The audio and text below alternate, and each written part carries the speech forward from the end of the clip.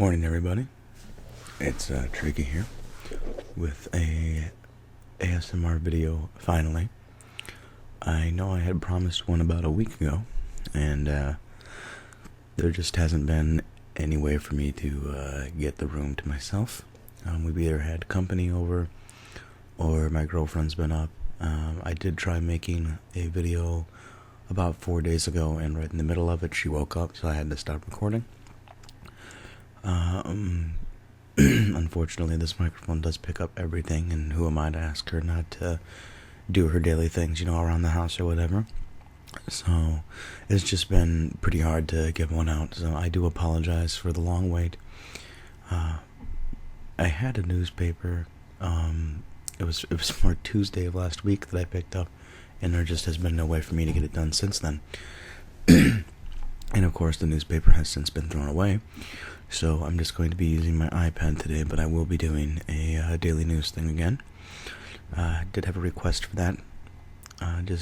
Sorry I don't have the newspaper for you guys. I do have a sausage and cheese bagel that I made, as well as my coffee. Of course, I've got to have my morning coffee. I mean, what would my morning be without that?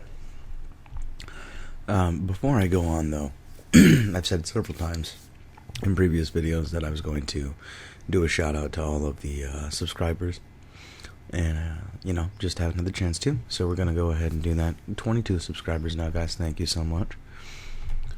Alright, so starting from the top: Minx Laura 123, David Corral, Ice Whispers, Chris Topher, Jared Buttry, Ryan Stein, Quaker Flakes, Nasty Boy, Jordan Peters, V, TNG Tutorials, Calvin Cardner, Masked ASMR, Jessica Pot, Onsac, Gerardo Ortiz, Nikolai Beleskis, Lipstick Conspiracies, ASMR Lover, Lion on Thin Ice, Jennifer Stites, and Jenna Ritchie.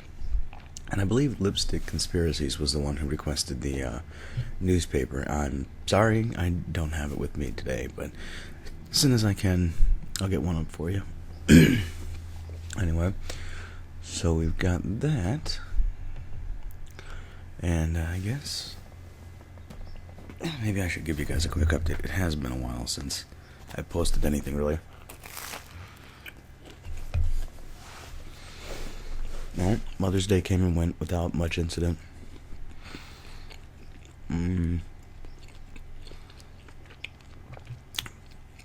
Fortunately, my job did go on another shutdown, so I'm supposed to call today to see if they need anybody back yet. Chances are they probably won't.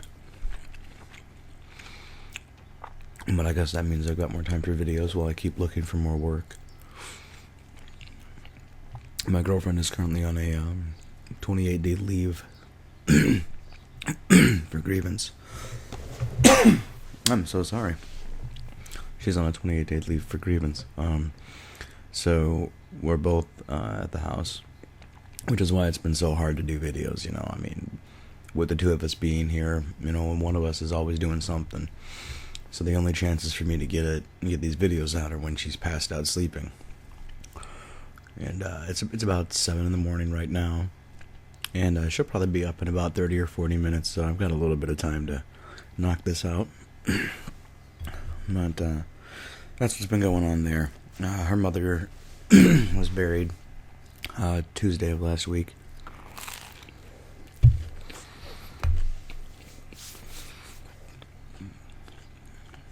So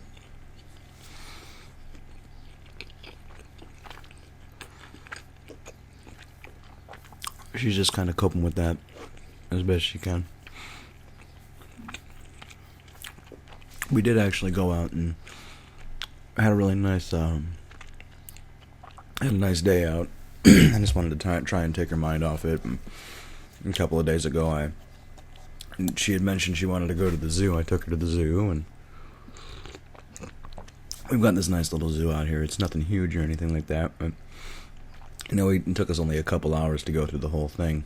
But we got to see like the leopards and the giraffes and everything like that. So the reptile house and the aviary. I think I actually had more fun there. I used to go there all the time as a kid, and nothing's really. I mean, like, things have changed. The exhibits have changed, but the attractions haven't. They have a train track that goes around the entirety of the zoo, and it's like $2 a ticket. So of course, I bought a ticket for each of us to do that, and it was like being a little kid again. So that was pretty awesome. Went from the zoo to the cinemas, and we watched. I told her, pick whatever movie you want to watch, and she wanted to watch The Huntsman, Winter's War, which I didn't think I was gonna like, but surprisingly, it wasn't too bad. I thought it was a pretty good movie, good humor, definitely more of a chick flick, but it wasn't terrible, especially if you're a fan of, Sleeping Beauty.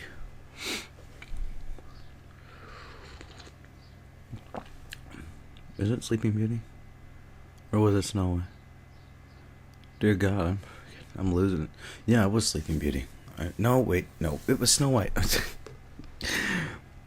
Oh my God, I'm so off on my Disney lore. I don't know why those two movies are the only two Disney movies that I always mix up. I don't know why. Of course, The Huntsman is from Snow White. Anyway, so we went and watched that movie, and that was pretty good. Went from there to the mall, which was good because I had forgotten Mother's Day was coming up. So went and got my mother a couple of small gifts for Mother's Day. Hit up the bookstore, and I actually bought some way overpriced coffee from Starbucks. It's like a French roast or something, but it's actually pretty good. My only complaint is that, unlike my regular coffee, it calls for 2 tablespoons for a cup, so I'm burning through this stuff like crazy. Other than that, though, really good coffee, but I wouldn't buy it again. I never usually splurge that much on expensive stuff, but we needed coffee, and there wasn't going to be time to stop at the store on the way back, so I went ahead and bought it. It's going to be like the one thing I can buy myself over the course of the next 2 weeks. So I just figured I'd enjoy it while I could. Anyway, other than that, not too much else going on in my world. So let's see what's going on in the rest of the world. Again, I apologize that I don't have a newspaper with me. I know turning pages and crinkling paper are 2 of my favorite triggers, and I know I've got a few subscribers who are also a fan of that. Unfortunately, I don't have that. Let's see if there's anything interesting today.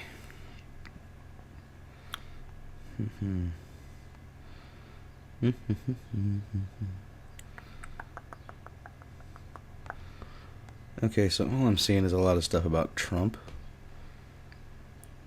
Someone being stabbed, or several stabbed. Christian refugees in Germany fearing violence by the migrants. That's literally it. It's nothing but stuff about Trump, people being stabbed, and Christian refugees. Oh my God. What is the news anymore? Like, seriously. Okay, I guess we'll go with Christian refugees in Germany. So here we go. No way. Here we go. Fadi S. fled Syria to escape Islamist extremists, fearing for his life. But after the Christian refugee finally arrived in Germany, he realized that he might still be in danger. In a press conference on Monday, Fadi S. said he was shocked when he found out that Germany was not the safe haven he had expected it to be. Christian refugees like Fadi S. increasingly face physical and verbal assaults by other migrants and security personnel in Germany, a report released by 6 non-governmental organizations has found. Our political leaders have not taken appropriate measures to protect the Christian minority, read a statement by Open Doors, a group that is committed to protecting persecuted Christians worldwide. The impression that this dramatic development is being suppressed and ignored has solidified.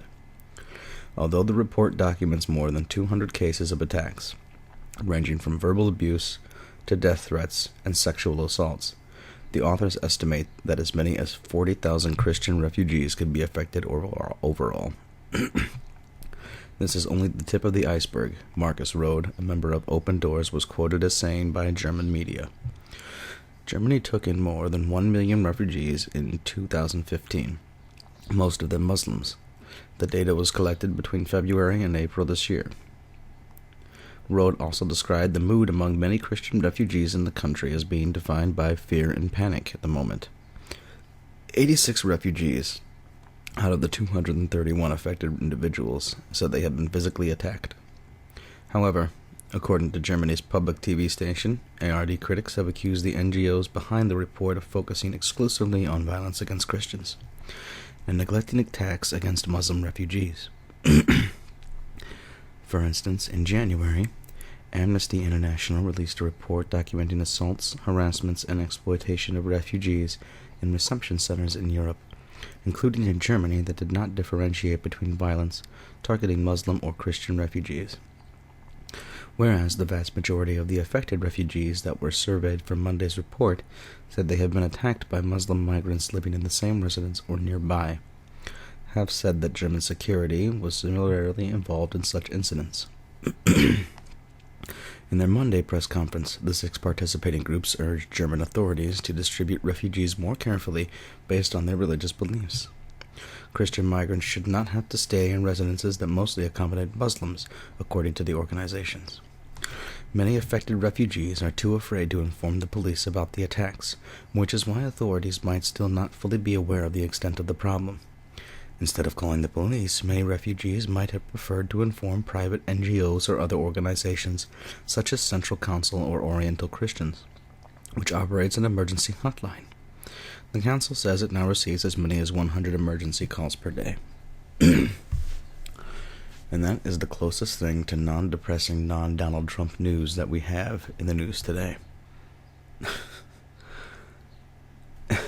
It's ridiculous. So I think instead of reading news today, since there's nothing good to look at, I'm going to read something else. Let's see if we can't find something.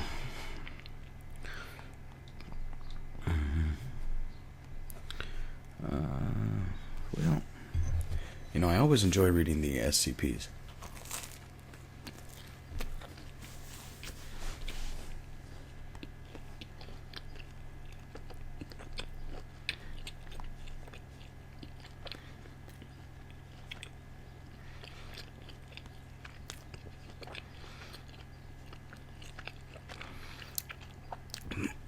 So for those of you who don't know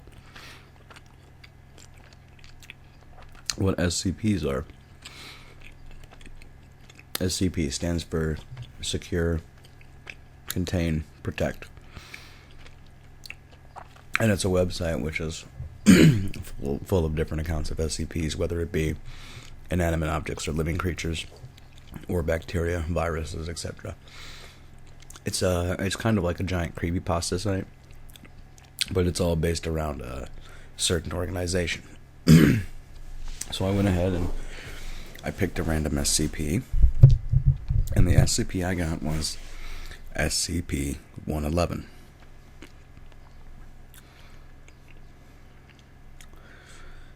Item number SCP-111. Object class safe. Special containment procedures. All specimens of SCP-111 in captivity are housed at Site 19, redacted, wing, in a 5 meter by 5 meter by 5 meter plexiglass enclosure containing a temperate forest habitat, transplanted from its natural surroundings. Habitat temperature will be maintained at 30 degrees Celsius. Feeding is to take place weekly by personnel placing 3 kilograms of iceberg lettuce into the containment chamber. Water is to be supplied by an automatic misting system, which regulates humidity levels at 50%, both for water required by SCP-111 and to prevent fires. In event of SCP-111 specimens breeding, personnel are to collect all eggs and transport them to the Biological Studies Wing for freezing. Description: SCP-111 is an apparently artificial species of invertebrate, vaguely resembling snails. Adult specimens of SCP-111 are approximately 20 centimeters in length, 12 centimeters in width, and 15 centimeters in height, although exact size differs slightly between specimens. SCP-111 specimens differ from ordinary snails in that they have a warm-blooded metabolism, complex eyes, small horns consisting of cartilage-ridged tentacles, apparently increased intelligence. Personnel are requested to read test log redacted for examples, and a complex vertebrate-type jaw structure as well. Specimens lay eggs possessing hardened shells. Most abnormally, SCP-111 specimens possess small hollow sacs below their lower jaws containing methane from digestive byproducts. A series of data expunged along the inside of the trachea serves as a lighter, igniting stored methane as the specimen exhales, blowing a small jet of flame from its mouth. Said fire breathing generally occurs in event of stress or anger, although is not apparently used deliberately for destruction but rather as a warning. This is presumably due to limited size of methane sacs, which limits SCP-111 specimens in the amount of fire they can exhale at a time, and requiring both time and starch-rich food to refuel. SCP-111's behavior is inconsistent with that of ordinary snail species, including whistling and hooting vocalizations easily audible to humans. High intellect seen in such tests as data expunged, and parents caring for their young. Hatchlings have been observed imprinting on their parents, other members of their own species, or researchers. This is presumed to be a deliberate trait based on Document 111A, as it means that hatchlings imprint upon owners. History. On an unknown date, apparently, a package containing 12 SCP-111 eggs and Document 111A was mailed to data expunged, a Foundation front organization. Mobile Task Force Alpha 4 have proven unable to locate the sender of said package. Document 111A. New from Dr. Wondertainment, Dragon Snails, the perfect pets for the fantasy-loving child. Care and hatching instructions. 1. Having read this document, take the eggs out of the box. Be careful. Dragon snail eggs are fragile. 2. Put the eggs in a warm, safe place and wait 7 to 10 days. 3. Hold your newly hatched dragon snails so they get a good look at you and think you're their mommy. 4. Enjoy your new pet dragon snails. To feed your dragon snails, trademark, give your new little friends some raw veggies, lettuce, Brussels sprouts, beans, any sort of salad stuff you don't want. Remember to give them water, a small glass each, once a day. For your enjoyment, dragon snails come in 6 types. Breed them for unique pets. Types. 1. Slime bellies. Adorable and oozy little fellows with awesome fire engine red-colored skin, little black horns and belly, and a speckled tan shell. Beautiful robin's egg blue eggs. 2. Ooze drakes. Inquisitive little creatures with neat banana-colored skin, curly horns, and striped shells. Pale tan eggs like a chicken. Gooey verns. Dark blue-gray skin. This is number 3, by the way. Dark blue-gray skin, flattened shells, and a bumpy horned head make gooey verns look like tiny sea monsters. Eggs are a fantastic glassy green color. Blobworms. Green and gold stripes, pointy shells, and a single horn, not to mention fuzzy tails, make blobworms wonderful pets. Eggs are tan with a silver tint. Number 5. Glow drakes. New from Dr. Wondertainment, these little fellows may look like blue-black slime bellies until they light up. That's right, glow drakes glow in the dark. Eggs are a golden color with little red dots. Number 6. Gunk wyverns. Chubby, green-skinned, and dome-shelled, gunk wyverns make great pets. Eggs are transparent so you can see the baby dragon snail inside. Parental notice. As Dr. Wondertainment dragon snails breathe fire, they have been known to cause house fires. For maximum playtime, fun, and safety, it is recommended that fire extinguishers be kept handy. Despite this, Dr. Wondertainment is not legally, morally, or financially responsible for any injuries, death, or property damage resulting from unsafe use of dragon snails, or any other Dr. Wondertainment product. By reading this document and incubating your dragon snail eggs, you agree to all said terms and forfeit your rights to lawsuits, organized boycotts, protests, honor duels, etc. Enjoy your purchase. That's an interesting one. That's a new one for me. I haven't read that one before. Dragon snails. Well, we're only at 20 minutes in, and I owe you guys a lot of content. I'm enjoying this, actually. Let's do another random SCP.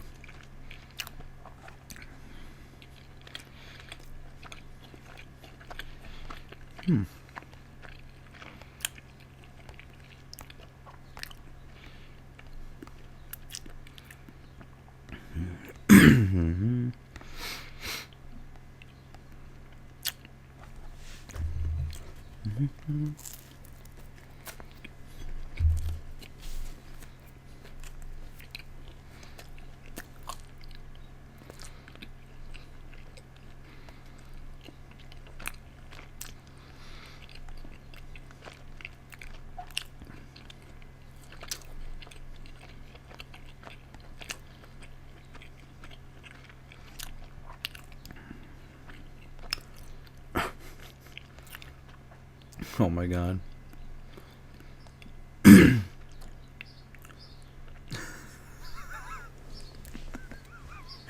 Oh, this is bad.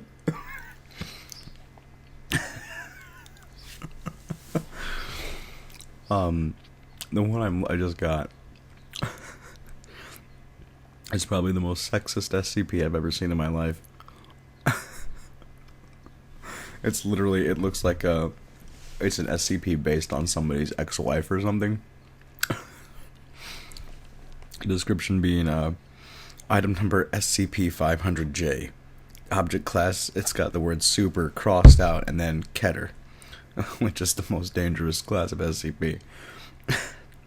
I apologize if this offends anyone. I don't condone this at all. It's just kind of funny, in my opinion. Okay. Special Containment Procedures.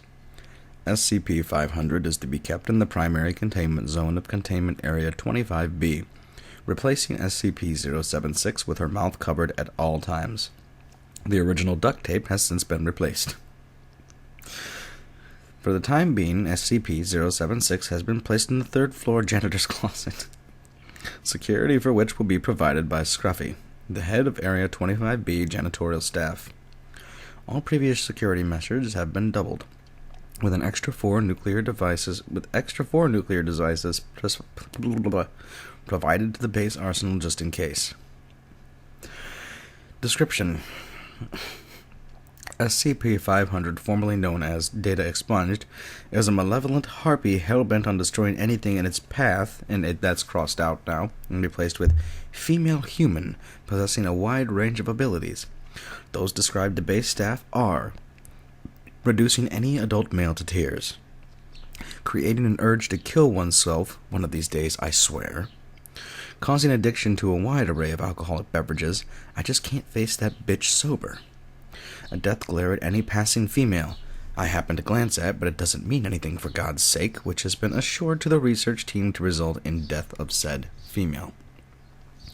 The ability to track no matter where I am, the location. The ability to attempt communication at the worst possible time. I mean, come on, it's not that kind of massage parlor, I swear. An intuitive ability to tell when someone is lying and deconstruct the entire lie, resulting in sleeping on the damn couch while the fucking dog gets my spot in the bed.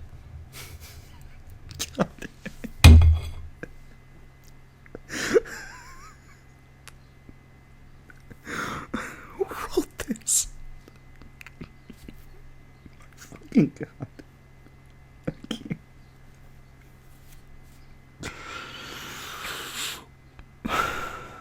Deep breaths.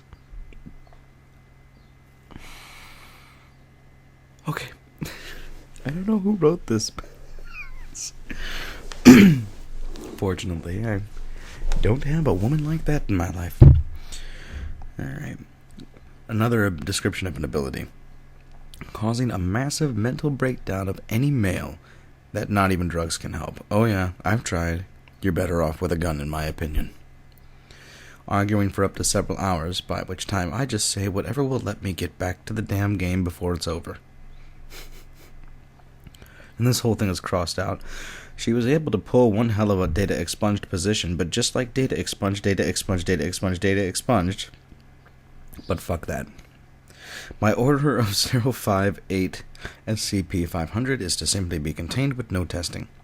It should be noted that all required SCP documentation and revised security plans were provided by 058, who assured the on-site command staff that the entire 05 Council approved the new procedures.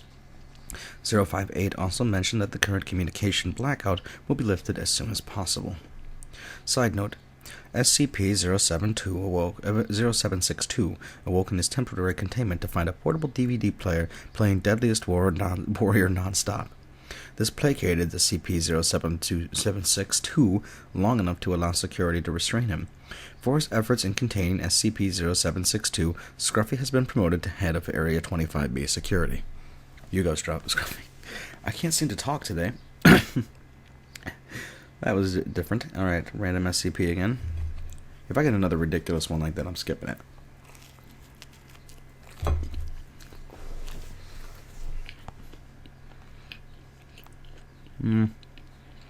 Nope. Really? I just got the same one twice in a row.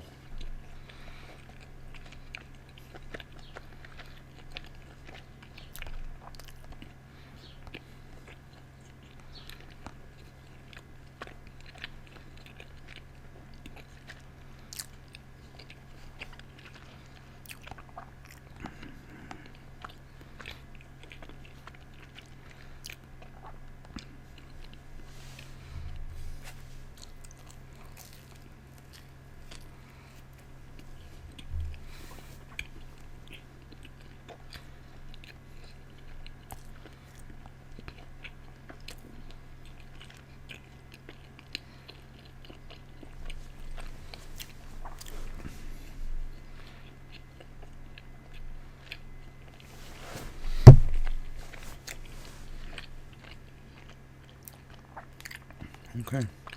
I think I might have found a good one.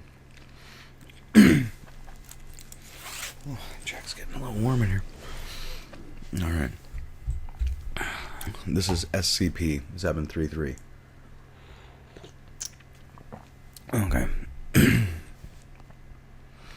Item number SCP-733. Object class safe. Special containment procedures. SCP-733-01 is stored in a secure locker at site redacted. Experimentation with SCP-733-01 may only be performed with prior permission from at least 2 Level 4 personnel, and any testing performed must be done with direct supervision from at least 1 Level 3 personnel. Side note, as of redacted, all testing with SCP-733-01 has been suspended due to Incident 733-03.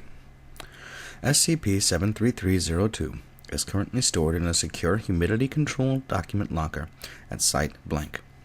Direct access to SCP-733-02 may only be performed with prior permission and from at least 2 Level 3 personnel, but access to transcripts and scans of I have got to start talking right. Access to transcripts and scans of SCP-73302's contents is available via standard network access to anyone with at least Level 2 clearance. Description: SCP-73301 is a pair of ornate silver scissors, apparently crafted circa 18 blank, when used to redacted by order of 05 command. When discovered, SCP-73301 was pressed between the pages of SCP-73302, a handcrafted leather-bound book containing approximately 80 pages. The pages of SCP-73302 contain 33 black and white photographs, as well as 137 fragments of handwritten text. The authors of the text in SCP-73302 have been analyzed as belonging to two unidentified individuals, a male, Subject A, and female, Subject B, of approximately 20 to 25 years of age, who appear to be romantically involved with each other. Analysis of the photographs contained in SCP-73302 have yielded no evidence of tampering, altering, or modification of any of the images. SCP-733 was discovered in an antique store in the city of blank by Foundation researcher Dr. Blank. Upon noting the anomalous details documented within, Dr. Blank brought the objects to Foundation custody, where it has since been contained. The following inscription is also visible on the front of SCP-73302, and it looks like a W and an A put together. I'll show you if I can. Oh, yeah, if you can see that, that's the symbol.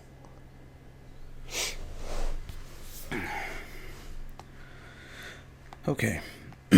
Addendum 73301. Record of notable images and text in SCP-73302. Subject: photograph number 3, text fragment number 11. Pages 2. Description: a photograph of a blanket spread out on a grassy hill with a picnic basket on top. Depressions in the blanket are consistent with that of a person sitting on the blanket, but no one is visible. In quotations, the first time I saw you, you were like the rising sun, banishing the chill of loneliness within your radiant beauty. Subject A. Next subject. Photograph number 7. Text fragment number 26. Pages 13. Description: a photograph of a table in a crowded restaurant. A well-dressed middle-aged gentleman is seen conversing and or laughing with an empty seat next to him. Even my father dotes upon you. I had not seen him laugh so heartily in years. Subject A. Next subject. Photograph number 11. Text fragment number 49. Pages 18-19. Excuse me. Description: a photograph of a wedding chapel. Shadow patterns indicate a woman in a dress should be within the frame of the picture, but no such woman is visible. When I saw you walking down the aisle, you took my breath away. I have never been so happy as on that day. Subject A. Next subject.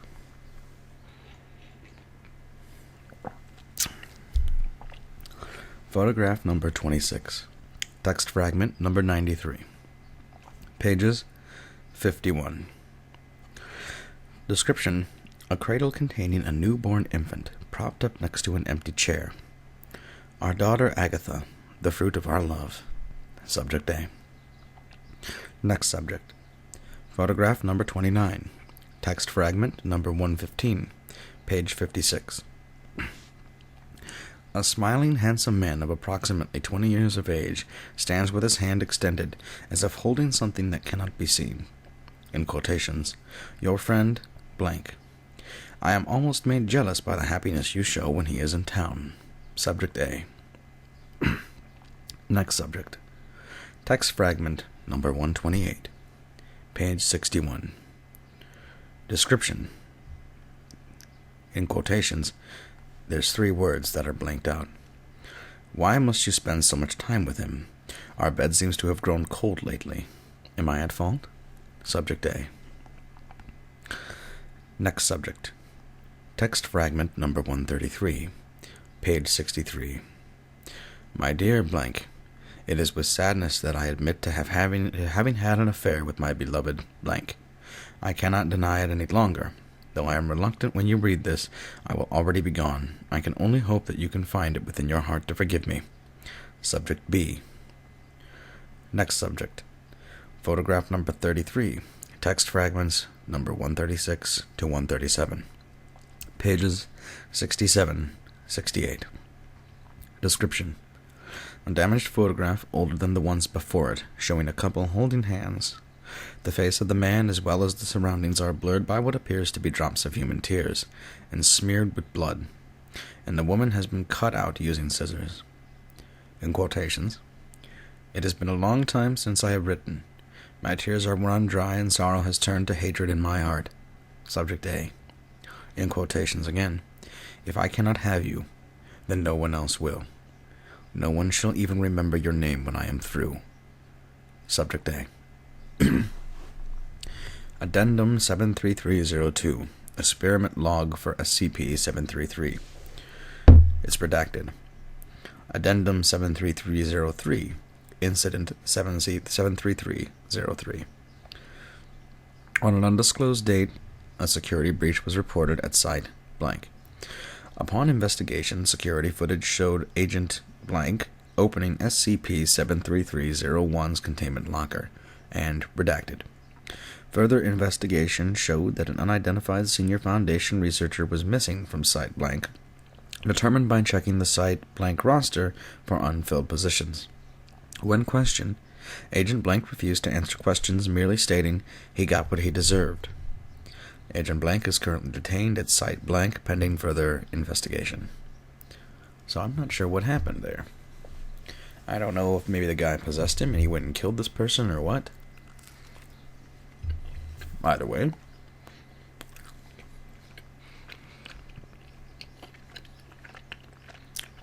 Now, what's the point of the scissors? I don't get.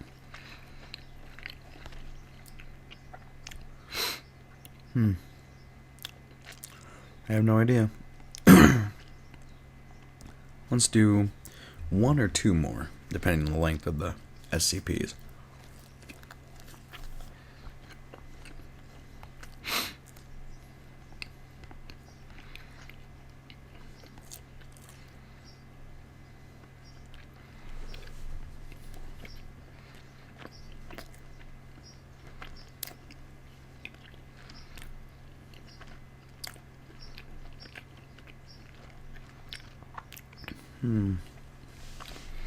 This is a Keter one.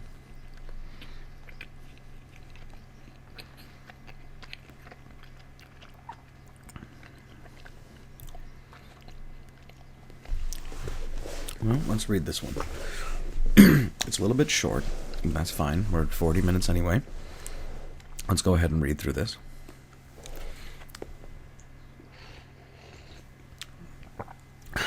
Okay. Item number SCP-783. Object class Keter. Special containment procedures. SCP-783 is to remain covered in a concrete sarcophagus of at least 25.4 centimeters, 10 inches thickness, and monitored by at least 2 Level 3 personnel and 2 Class D personnel. No life form should be allowed to enter SCP-783 without special authorization. Airlock between the outside of the sarcophagus and SCP-783 is to be kept sterile. Description: SCP-783 is a small cottage located in Siberia, blank kilometers from blank. SCP-783 measures 7 meters by 6 meters by 3.5 meters and appears to consist of one room filled with furs, a rocking chair, and a fireplace. There are no windows and one wooden door serving as an entrance and exit. SCP-783 appears to be 200 to 250 years old and is built almost entirely from local stone. SCP-783 appears to induce violent mutations in any life form that enters it. Mutations are not always beneficial, and multiple tests involving a specific species has revealed that SCP-783 does not alter each specimen in the exact same way as the previous specimens. Microbiological life forms are also mutated, and therefore each specimen is to be screened before being tested inside SCP-783 to prevent a situation like Incident 7831 from occurring again. If the mutated specimen dies as a result of its mutation, the effects of SCP-783 stop. Single-celled organisms are not affected by SCP-783. All exposed subjects exhibiting data expunged should be incinerated after termination. SCP-783 is slated for intensive research in the next 6 to 8 years. Addendum. Incident Log 7831. A selected specimen, an albino rat, was released into SCP-783. The bone structure of the specimen began to extend through its skin, forming a rough exoskeleton around the specimen. Growth suddenly halted, after only 2 minutes 24 seconds. As the test staff began to send in a drone to retrieve the corpse of the specimen, the exoskeletal plates began to bulge from the inside. Test staff merely assumed the mutation of the specimen had continued, until a sharp forearm broke through the specimen's external armor. A large insectoid life form crawled out of the specimen's corpse and made its way to the door of SCP-783. Staff inside the airlock were attacked by this life form, until Dr. Blank managed to kill it by bludgeoning it to death with a fire extinguisher. Closer examination of both it and the original specimen brought about the discovery that the life form had been a parasite living inside the colon of the specimen and had rapidly mutated inside of the specimen until its increasing size resulted in the host's death. Testing protocols have been altered to prevent a similar incident from occurring. Eek. Alright, now there's 2 links down here, Experiment Log 783 and Interview Log 7831. So we're going to check out Experiment Log 783 first.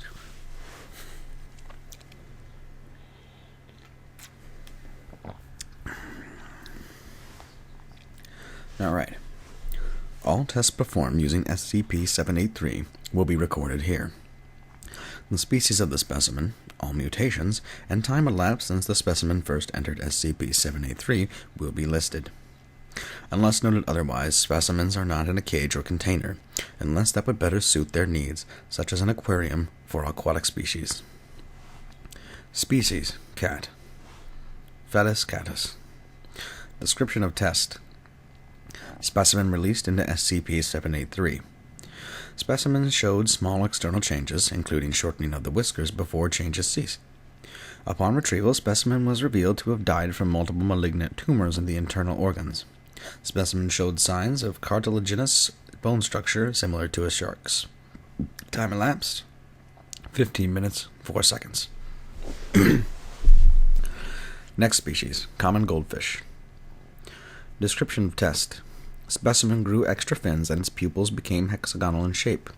Upon retrieval and dissection, specimen was found to have grown venomous sacs in its stomach that contained neurotoxin deadly enough to kill a Class D in under 10 seconds. Pupils were able to perceive light from far non-ionizing ultraviolet, blank NM, through far infrared, blank what, I don't know what that means. Time elapsed, 24 minutes, 30 seconds. I'm going to have to move this microphone back. My shoulders are starting to hurt from leaning forward so much. Okay. Species: Cassin's finch. Description of test. The plumage of the specimen changed into a bright green color.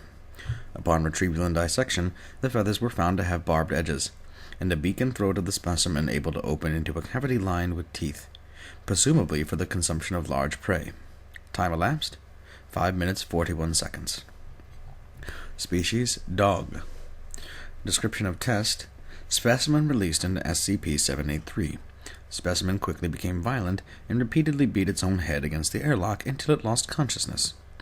Dissection of subject revealed its adrenal gland have increased 3 times the average size for its height and weight.